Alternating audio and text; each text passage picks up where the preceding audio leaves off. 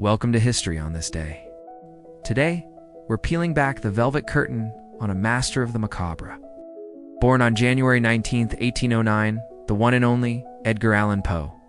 His tales of terror and mystery have haunted readers for generations, but the darkest stories he ever told might have been the ones he actually lived. So, grab a flickering candle, pull your chair closer, and let's explore the real-life horrors that fueled Poe's legendary imagination. Poe's life began with a tragedy that would set a somber tone for everything to come. Before he was even 3 years old, his mother, a talented actress named Eliza Poe, died from tuberculosis. His father had already abandoned the family, leaving young Edgar an orphan.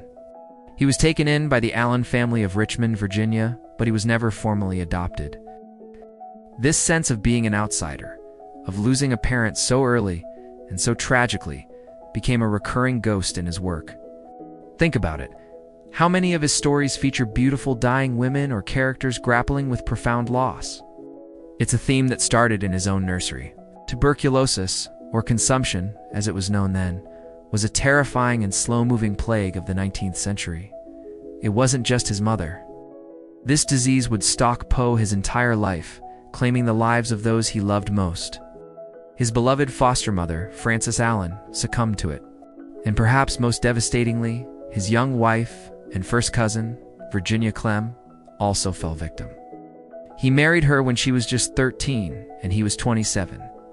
Imagine watching your loved one waste away, coughing up blood, growing paler by the day. This horrifyingly intimate experience with death is directly mirrored in his writing. The slow, inevitable decay of Madeline. Usher in the Fall of the House of Usher, or the narrator's obsession with his lost Lenore in The Raven, are direct echoes of Poe's own grief and helplessness in the face of this relentless disease. Poe's relationship with his foster father, John Allan, was another source of lifelong turmoil. Allan was a wealthy merchant, and while he provided for Poe's education, their relationship was fraught with tension and conflict. Allan disapproved of Poe's literary ambitions and his often reckless lifestyle. They constantly clashed over money. Poe, feeling he was owed a gentleman's inheritance, would write desperate pleading letters for funds. While Allan would respond with criticism and disappointment, this constant financial instability and sense of rejection fueled Poe's feelings of persecution and desperation. You can see this struggle in his characters who are often at odds with society, living on the fringes, and battling against forces and figures of authority that seem determined to crush them. The psychological torment of being dependent on someone who resents you is a subtle but powerful horror that permeates his work. Let's talk about the science of the time. The 19th century was a period of great medical curiosity, but also profound ignorance. One of the most terrifying fears was being buried alive. And this wasn't just a fictional trope.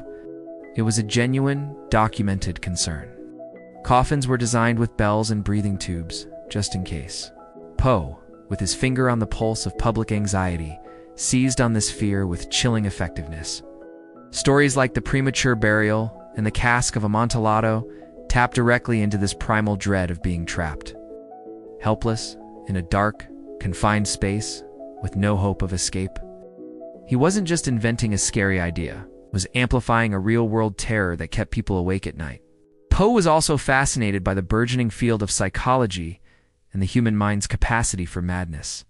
He lived in an era before modern psychiatry, when mental illness was deeply misunderstood and often romanticized as a sign of creative genius or demonic possession. He explored themes of obsession, paranoia, and the unreliable narrator long before they became literary staples.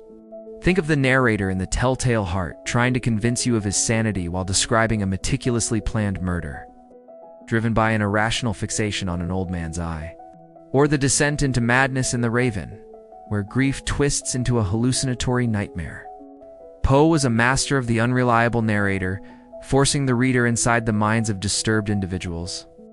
Blurring the line between reality and delusion?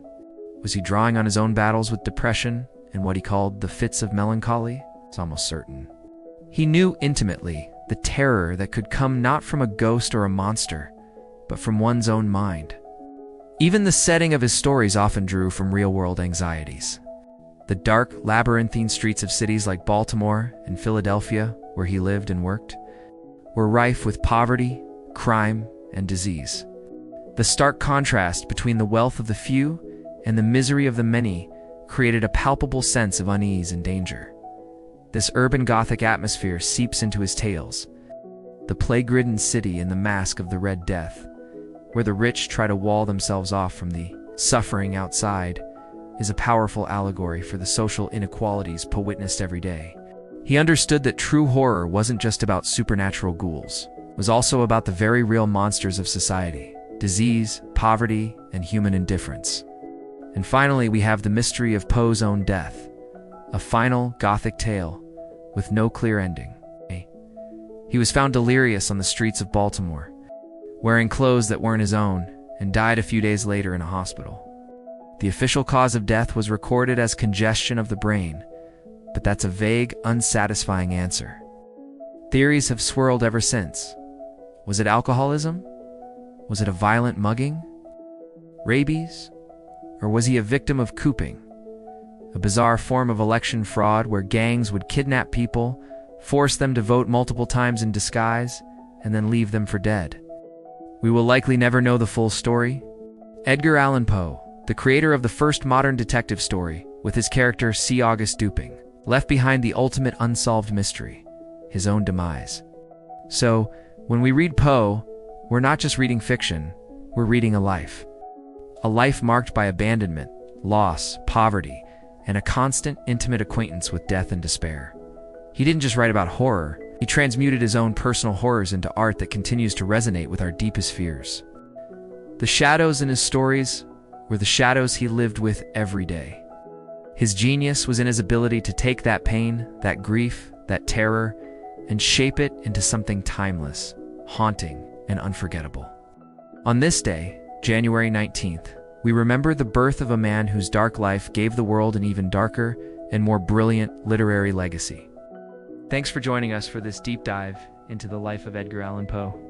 What's your favorite Poe story, and can you see the echoes of his life in it? Let us know in the comments below.